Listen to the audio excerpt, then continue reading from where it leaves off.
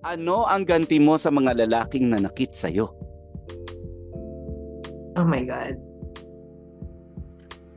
Teka muna, i-qualify natin to ah. Feelings ba to o physical?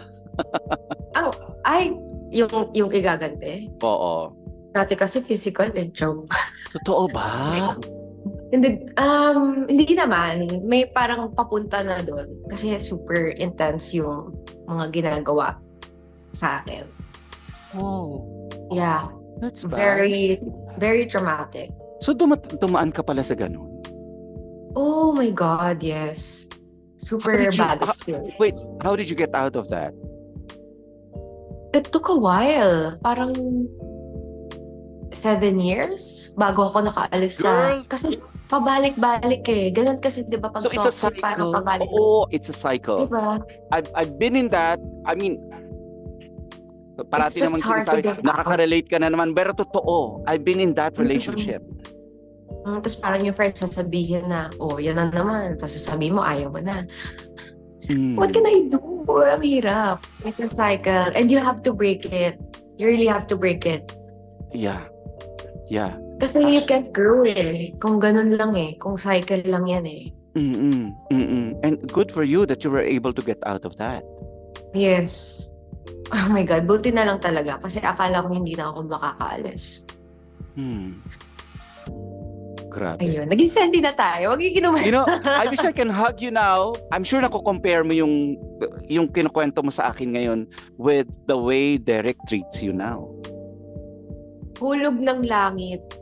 Oh. Hulog ng langit talaga. Alam I'm so mo, proud naman of this kid. Grabe. Na-proud naman ako kay Derek.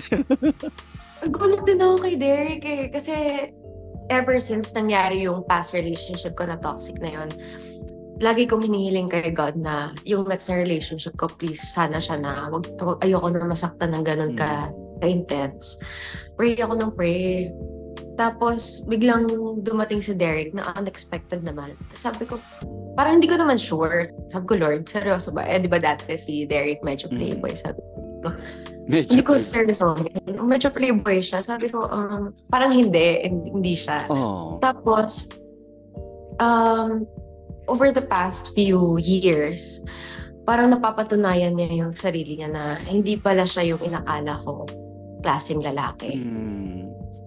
So, parang sabi ni Lord sa akin na, huwag ka mang-judge agad ng tao.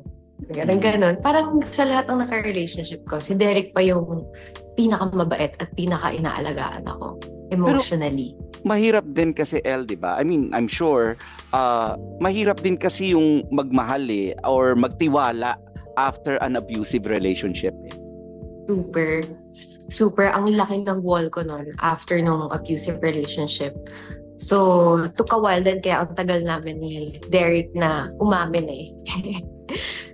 Di ba? Parati ko sinasabi sa inyo, niloloko ko si Derek, tigilan nyo ako, kayo na eh. Sabi niya, Kuya, I swear. Sabi niya, Kuya talaga, I swear, hindi talaga.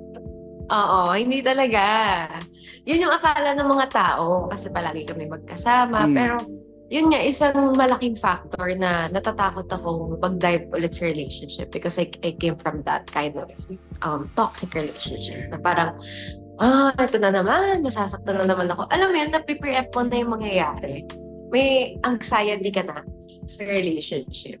Alam mo, El, sandali pa lang tayo nag-uusap mas naiintindihan ko na kung bakit ka ganyan.